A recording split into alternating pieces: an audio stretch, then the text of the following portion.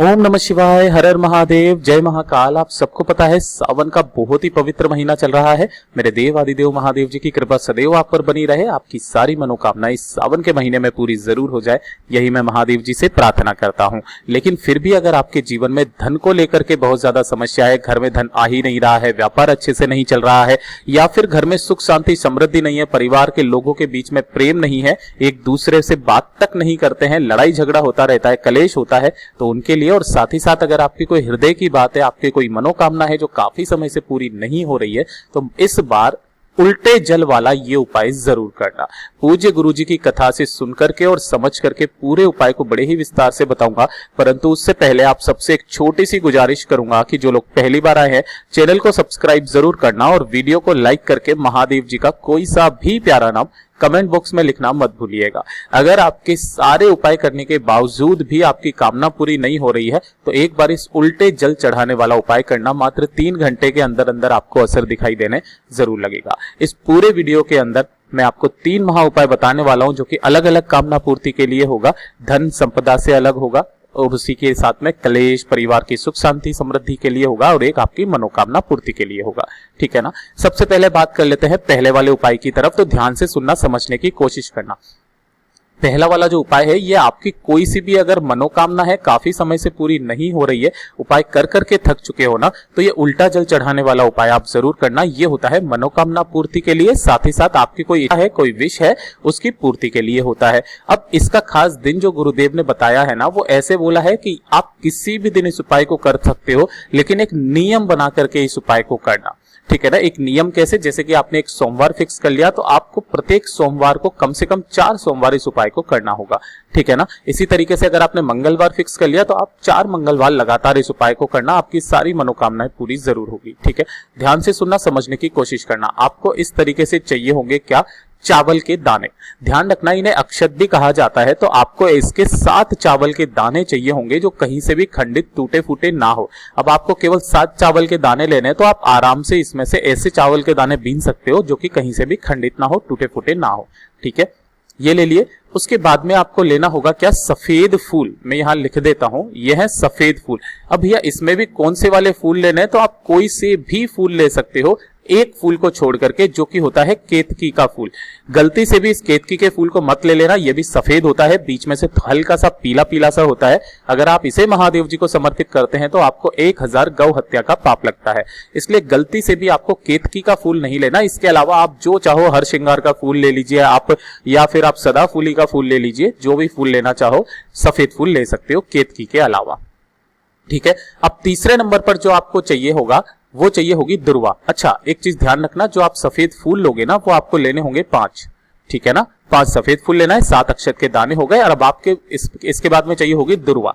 तो काफी सारे लोग है ना वो गलत बता देते हैं कि आपको इस तरीके से दुर्वा चाहिए, तो आप अपने उपाय करते वक्त में कोई सी भी दुर्वा ले लेते हैं, लेकिन आपको इस तरीके की दुर्वा नहीं चाहिए होती है, ये चीज ध्यान रखना। महादेव जी को इस तरीके की जो देसी घास दूब होती है ना, वही देसी घास दूब ही चढ़ाई जाती है, देसी दुर्वा ही चढ़ाई जाती है, ये चीज ध्यान रखना। लेकिन इस वाले उपाय के अंदर आपको एक खास अलग तरीके की दुर्वा चाहिए होगी, जो भी देसी घास दूब की होगी। आपको इसे लेने से पहले एक चीज ध्यान रखना होगा कि जब आप इन्हें दुर्वा को ले रहे होगे ना, तो इसके अंदर आपको पता है जब ये दुर्वा लंबी हो जाती है ना तो इसमें गांठें पड़ने लगती है। गुरुदेव ने बोली थी आपको 3 दुर्वा चाहिए और हर एक दुर्वा में 3 गांठें होनी चाहिए।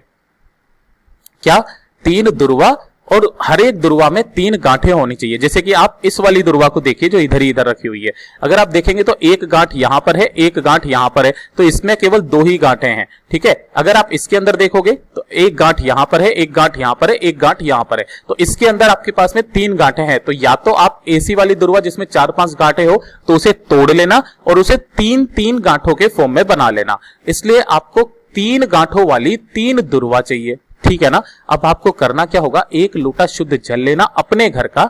इसके अंदर सबसे पहले आपको डालने होंगे जो आपने 7 चावल के दाने लिए हैं, वो 7 चावल के दाने डाल देना। उसके बाद में इसके अंदर डालने होंगे 5 सफेद फूल जो लिए हैं आपने, वो ले लेना। ठीक है। और इसके सबसे लास्ट में आपको डालनी होगी दुर्वा।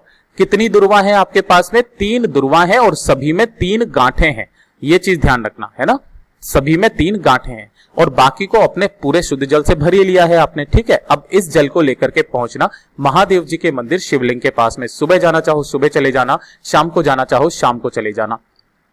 ठीक है, फेस रखना अपना उत्तर दिशा की तरफ। अब ध्यान से सुनना, इसका खास करने का नियम क्या है। जैसा कि बोला था उल्टा जल चढ़ाना। आप सबसे पहले क्या करते थे कि जब भी हमेशा जाते थे महादेव जी को इस तरीके से जल समर्पित करते थे कि आपके हाथ ये रहे दोनों के दोनों, आप इस लोटे को लेते थे और इस लोटे को, देखिए मैं अच्छे से डायग्राम बना करके आपको बता देता हूं। जैसे कि ये वाले दोनों हाथ हो गए आपके, है ना, और ये आपका लोटा हो गया, इस तरीके से लोटा हो गया। अब इस लोटे में से आप ऐसे करके जल चढ़ाते थे, अरे चढ़ाते थे ना, तो ध्यान से देखो, आपको इस वाले उपाय में ऐसे जल नहीं चढ़ाना है। आपको करना क्या होगा कि आप अगर इधर की तरफ में खड़े हुए हो, जिधर भी आप खड़े हुए हो, तो आपके दोनों हाथों को इधर लेकर के आना। ठीक है, और जो लोटा है ना उसे आपको इस तरीके से पकड़ना और इस तरीके से पकड़ के जो जल की धार आपको दिखनी चाहिए, है ना, इधर की तरफ में, और आपको ऐसे करके जल समर्पित करना होगा मेरे देव आदिदेव महादेव जी के ऊपर। ओम नमः शिवाय, श्री शिवाय नमस्तुभ्यम पंचाक्षरी मंत्र या षडाक्षरी मंत्र का स्मरण करते हुए। ठीक है ना, ये होता है उल्टा जल चढ़ाने का प्रावधान। अगर आप इधर की तरफ में खड़े हुए हो तो आपको इधर की तरफ में कर लेना होगा। आप खड़े चाहे किधर भी हो सकते हो, ये चीज ध्यान रख लेना। ठीक है ना, अब ध्यान से सुनना, जब ये जल बहता बहता जलाधारी से नीचे की तरफ आकर के गिरेगा ना, तो आपको अपने दाहिने हाथ में इसे लेना है। दाहिने हाथ में लेकर के महादेव जी की शिवलिंग की तरफ देखते हुए आपको अपनी कामना कहनी है कि जो भी मनोकामना है आपकी, और उसके बाद में दोनों नैनों पर इस जल को लगा करके इसका आचमन कर लेना है, इसको ग्रहण करना है, पीना है।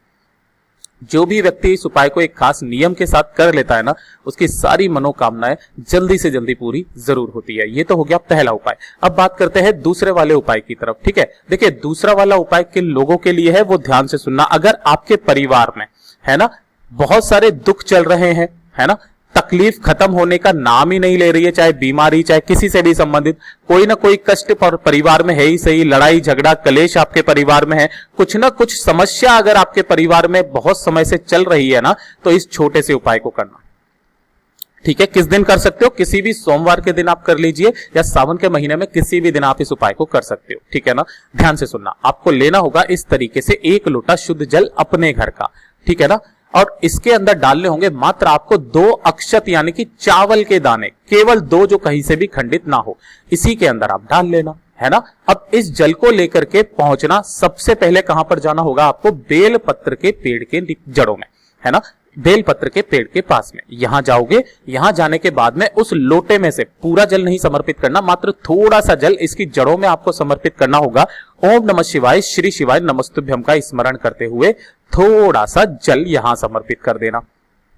ठीक है, उसके बाद में बाकी का जो लोटा है इसे लेकर के पहुंचना किसी भी पीपल के पेड़ के नीचे, है ना, और जब आप पीपल के पेड़ के नीचे आप पहुंचेंगे तो यहां पर आपको पिपलेश्वर महादेव जी के नाम से थोड़ा सा जल यहां समर्पित करना, है ना, थोड़ा सा जल यहां समर्पित करना। किन महादेव जी के नाम से, पिपलेश्वर महादेव जी के नाम से यहां समर्पित कर देना। ठीक है ना, अब जो थोड़ा सा जल और बचा है ना, बाकी का पूरा जल वो आपको समर्पित करना होगा आंवले के पेड़ के नीचे।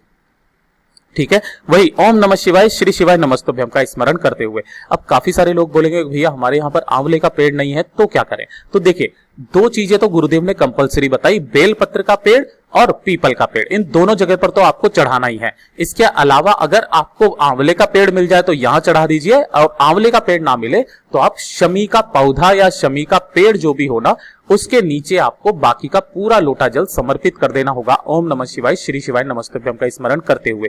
और जो भी व्यक्ति हर सोमवार के दिन या सावन के किसी भी दिन इस उपाय को कर लेता है ना, एक नियम बना करके, तो यकीन मानिए उसके घर में सुख शांति समृद्धि हमेशा बढ़ती हुई रहती है। उसके जीवन के सारे दुख तकलीफ कष्ट समस्या सब कुछ खत्म हो जाती है। पूज्य गुरु जी का ये वाला भी उपाय बहुत ही ज्यादा खास है, अचूक है, जरूर करना।